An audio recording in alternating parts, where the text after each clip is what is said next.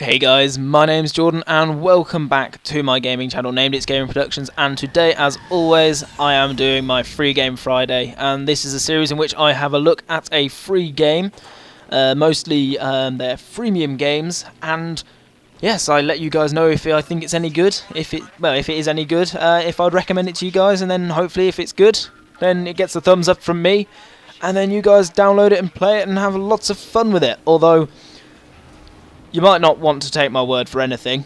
You never know. But I would like to think that you sort of listen to me. But no, it's up to you guys. If you think you'd like this, if I don't like it, if I say I don't like this, but you think you would, it's still up to you to give it a try. But anyway, that was a really long and convoluted. There we go. That was a nice long word. Sort of start to this. And in this game, you can see I'm being very, very stealthy. Nobody knows I'm here. I actually just my cover gets completely blown in like a minute or so.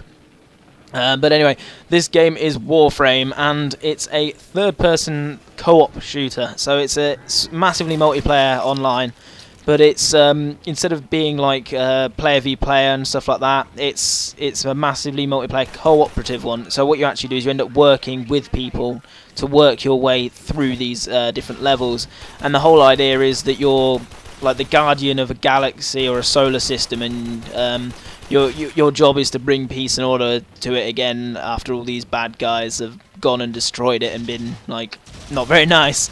And you have these special suits which are called Warframes, and this guy pops up behind me.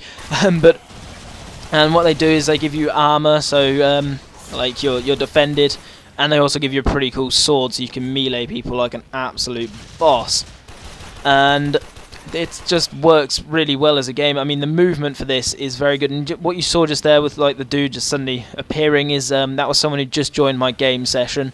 Because what happens is, say if you start the game session solo, because these are meant to be worked through as a team, then you can you do get people like joining in with your game to help you out. You can either choose to just go with like solo with members of the public, and that was a stupid idea of me then. I just ran into like a massive group of them and got absolutely dominated. But anyway, so you can choose to either go it alone, or like I'm doing now, I'm matchmaking with the public, so you can actually start like a lobby before you actually got any people to matchmake with. So it really is quite good because it like reduces the amount of waiting you're doing, like waiting to find people to play a game. Or you can play it with like friends.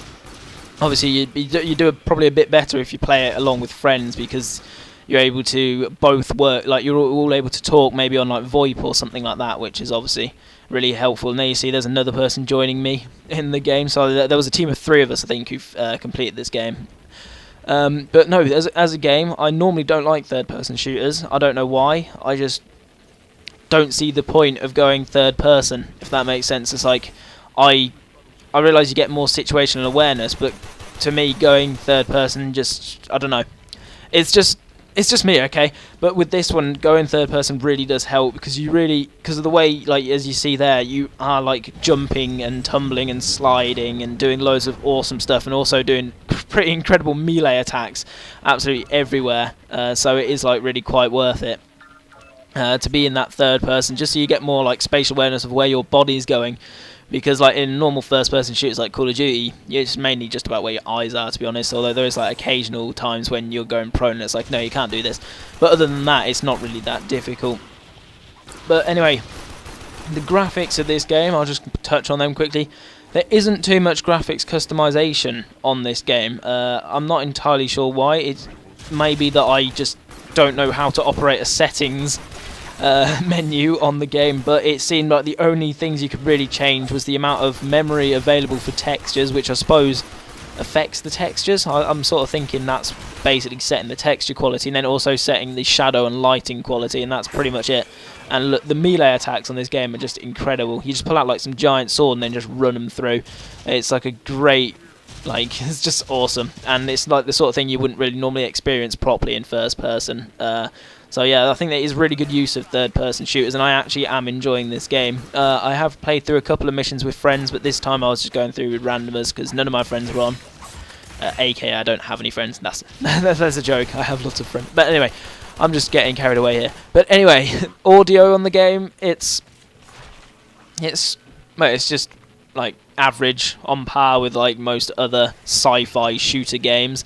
But I think the thing which really does set this like game apart from like other sort of games is just, oh look, I get taken out here because earlier I ran into the massive group of enemies. Because what happens is your armor recharges, but your health doesn't. So when you get your base health down, you just like, it's not a good day. And eventually I actually die and have to respawn. And I'll talk about that later because that actually has a bit which needs talking about. But anyway, as I was saying, I can't remember.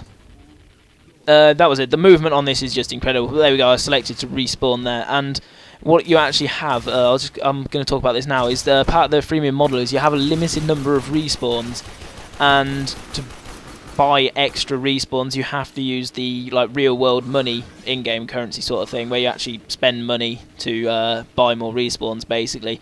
Although when you do run out of respawns, it's not the end of the world. It just means you have to restart the mission from the beginning instead of just continuing on with it at your current point in time.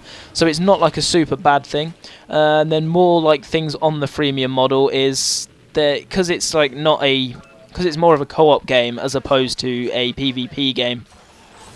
It doesn't really bother me that much about the fact that you, like on this, there are certain guns which you can unlock with the in-game currency, and because of the fact that it is a like player versus I've forgotten the proper term for it, isn't it? I think it's PvE, but anyway, it's like you against AI, and it's a cooperative game. It doesn't really bother me that much that there are guns which you cannot buy with the in-game currency. So yeah, so just be aware of that. But quite a lot of the guns you can buy with the in-game currency, and you do earn it at a relatively quick rate. It'll probably take about, I'd probably say, an hour's worth of play, maybe a little bit longer than an hour's worth of play to actually unlock the like new weapons using the in-game credits. So yeah, it's a little bit of a grind fest, but not nearly as much as PlanetSide. So I would have to say that it is actually quite good, although at the moment in the shop the amount of guns you can actually buy does seem rather limited. So yeah, that's pretty much it for this review of this game. I would actually recommend you get it. I'm having such great fun, especially if you have friends to play it with. It'd be awesome fun. But anyway guys, thank you for watching. Please subscribe, rate, comment and all of that awesome good stuff which spurs me on to do more. And thank you for watching, and goodbye.